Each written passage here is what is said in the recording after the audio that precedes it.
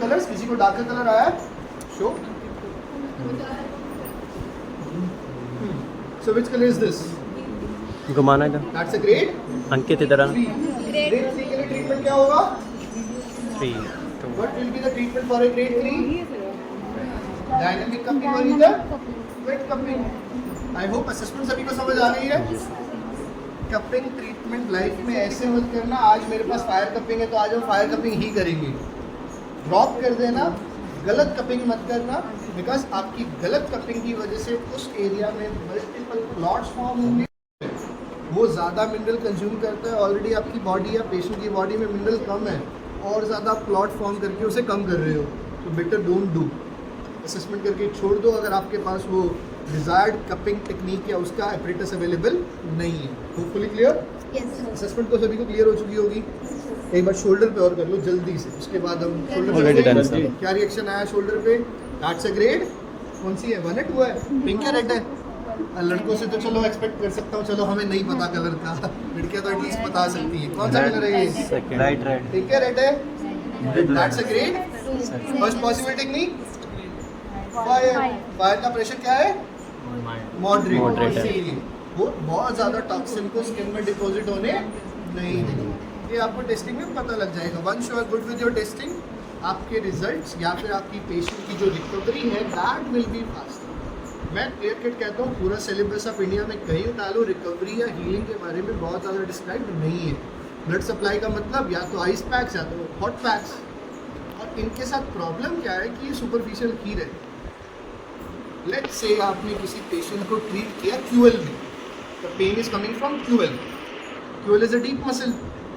आपके पास इलेक्ट्रोथेरेपी में ऑप्शन है क्या? You can go for longer wavelength. आप MWD यूज़ कर लोगे, SWD यूज़ कर लोगे, एक बार तो काम चलेगा।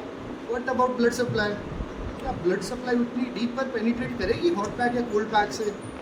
नहीं, ये सबसे बड़ा प्रॉब्लम है। This can only be overcome by changing the pressure difference.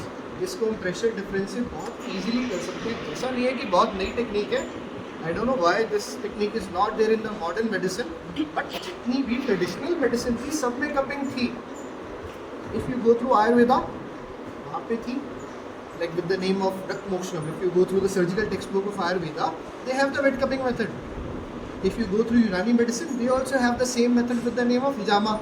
हिजामा का भी मतलब यही है, freeing the bad blood. If you go through Roman medicine also, Roman medicine में एक बड़ी फेमस बुक है एबर्स पैपायरस। हाइड्रोथेरेपी सुनी है सभी ने? Hydrotherapy also came from that book. क्या है? That who was the most smart person? Was Chinese people. Chinese लोग बहुत ज़्यादा स्मार्ट थे and they have developed actually the good method. I can call Chinese medicine as the father medicine of physiotherapy. हमारे treatment के 3 parts हैं, rain, pain, blood supply. आपको range manage करनी है, पेन रिड्यूस करना है, ब्लड सप्लाई बढ़ानी है। If you go through Chinese medicine, we have dry needle, they have acupuncture, we have ISTM, they have a technique called gua sha. Females might be very much frequent with the name of gua sha, but gua sha उस purpose के लिए नहीं था, purpose उसका कुछ और ही था।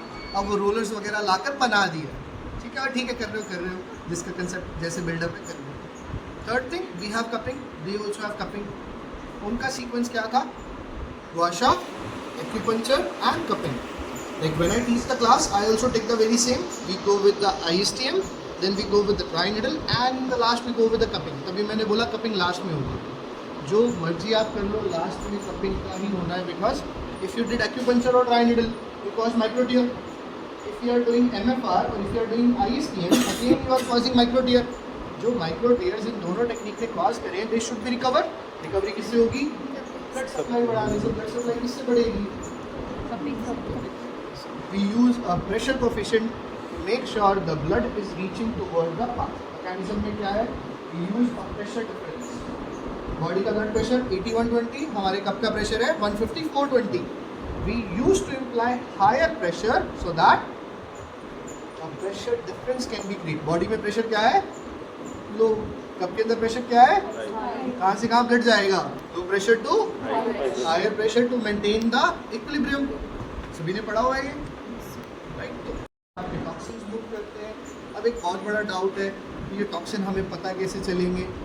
आई have send the article, या फिर आपको ग्रुप में एक आर्टिकल मिल जाएगा. You can see the blood which is collected after from this darker area that has more higher levels of heavy metals like aluminium, cadmium and arsenic. तो enter कहाँ से किया हमारी बॉडी में? Why we need cupping now? पहले cupping की इतनी need नहीं थी, was there, but उतनी नीड नहीं थी. Reason? These three heavy metals actually have entered our food chain. Plates पहले glass की होती थी, अब aluminium and steel स्टील की प्लेट में उसको स्टील बनाने के लिए aluminium यूज होता है. aluminium iron plus carbon, so aluminium add हो चुका है. कैडमियम, आर्सेनिक, फर्टिलाइजर, पेस्टिसाइड्स में मेजरली जा रहे हैं. So they have entered the food chain.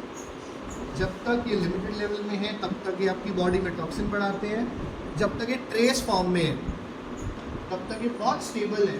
जब ये ट्रेस फॉर्म को क्रॉस कर जाते हैं आपकी ब्लड को क्लॉट करना शुरू कर देते हैं. आप चेक करना, कभी भी कोई एल्यूमिनियम वेसल में आप ब्लड डालना, वो ग्लास से पहले कोगुलेट हो जाए. एल्यूमिनियम टॉक्सिसिटी आप बोल सकते हो, कैडमियम टॉक्सिसिटी आप बोल सकते हो. उसकी वजह से ही हमारा ये जो ब्लड सप्लाई वाला इशू है ये आ रहा है. क्लियर है? सो हम पहली पैथोलॉजी शुरू करते हैं. Sitting position.